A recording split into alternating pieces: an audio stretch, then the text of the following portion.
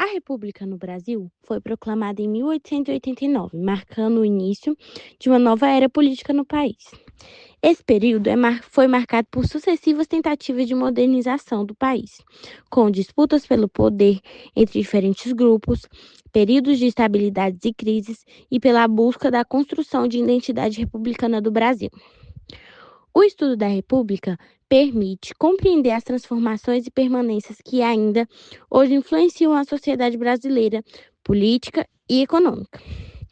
Nesse vídeo, vamos explorar os principais acontecimentos que levaram à transição do Império para a República e as mudanças que moldaram o futuro da nação. A Proclamação da República foi proclamada em 15 de novembro de 1889, por um golpe militar que foi liderado pelo Marechal Deodoro da Fonseca, e ele pôs um fim na monarquia de Dom Pedro II. E o governo de Marechal foi provisório, e ele estabeleceu uma nova Constituição em 1891, que foi inspirado no mesmo modelo dos Estados Unidos.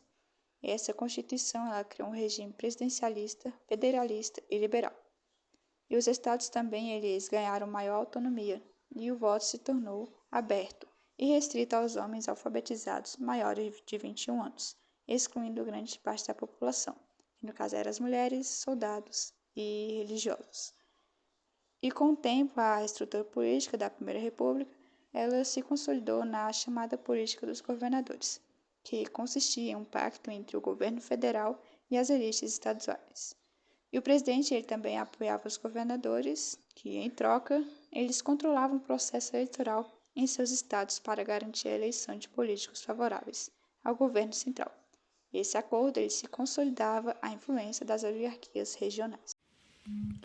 Não só isso, esse período durou 41 anos. Sendo assim, podemos dividir a República no Brasil em dois momentos, a República da Espada e a República Oligarca. A República da Espada ela foi um período inicial da Primeira República, que foi governada por dois grandes militares, Marechal Deodoro da Fonseca e Floriano Peixoto, que durou de 1889 a 1894, quando Prudente de Moraes ele assumiu a presidência do Brasil. Esse período ele gerou grandes mudanças no Brasil. A promulgação de uma nova Constituição iniciou esse processo de transformação política. Vale também ressaltar que a República da Espada foi um período de tensão, de crise, tanto econômica quanto política. Bom, as características principais desse período foi o governo provisório de Marechal Deodoro da Fonseca, a Constituição de 1891, estabelecendo um sistema presidencialista e federalista, a renúncia de Deodoro em 1891, devido a uma crise política e econômica, a consolidação da República por Floriano Peixoto, que reprimiu revoltas como a Revolta da Armada, e forte influência militar na política. Esse período também se encerrou com a posse do primeiro presidente civil, Prudente de Moraes, iniciando a República Oligárquica. A Primeira República, além de República Velha, é muito conhecida também como República Oligárquica. Isso porque esse período ficou marcado pela predominância das oligarquias, que eram forças políticas que baseavam seu poder em suas posses, ou seja, as oligarquias eram em geral grandes proprietários de terra. E o predomínio das oligarquias resultou em algumas características que são consideradas grandes marcas da Primeira República. Essas características são o mandonismo, o clientelismo e o coronelismo.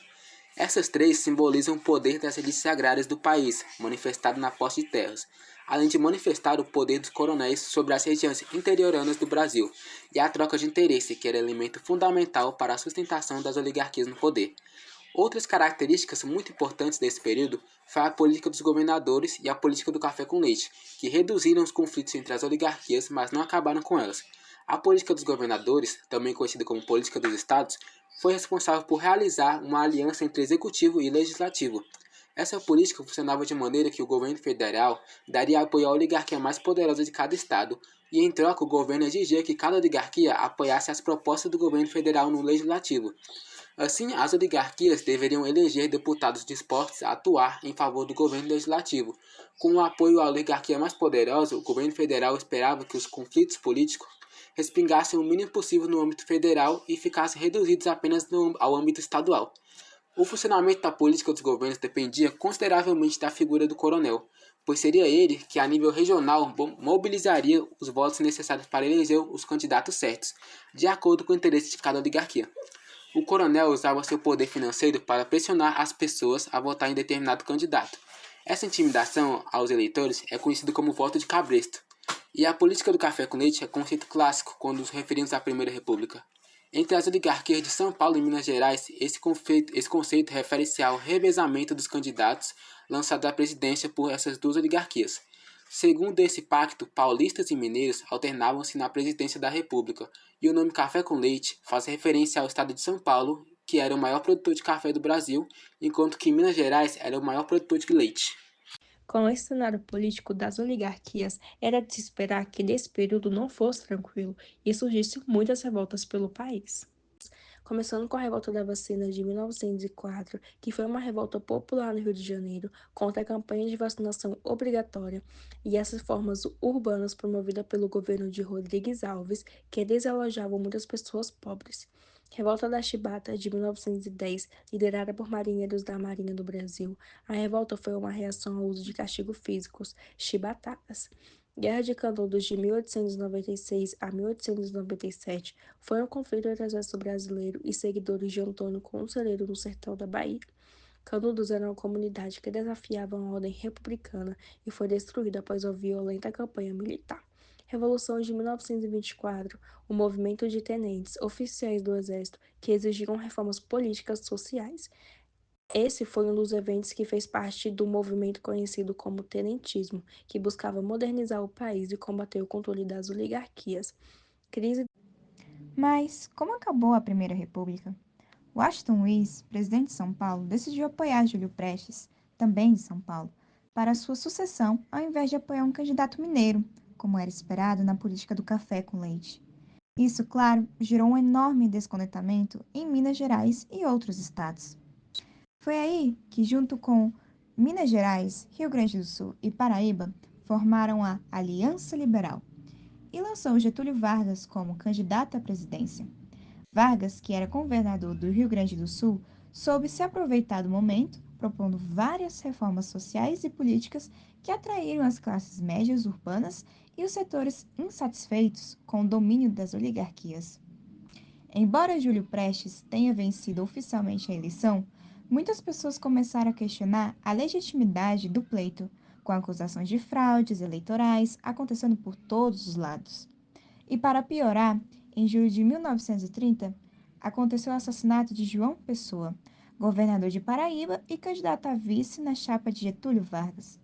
Embora sua morte tenha sido, sim, motivada por questões pessoais, a oposição aproveitou o ocorrido para alimentar ainda mais a indignação popular contra o governo federal e as elites. Com todo esse contexto, a situação chegou ao limite e, em outubro de 1930, Getúlio Vargas e seus aliados deram início à Revolução de 1930. O movimento rapidamente ganhou força e as tropas marcharam em direção ao Rio de Janeiro. O presidente Washington Luiz foi deposto antes que Júlio Prestes pudesse assumir a presidência. E Vargas, então, foi levado ao poder por um governo provisório, marcando o fim da República Velha e o início de um novo ciclo político no Brasil.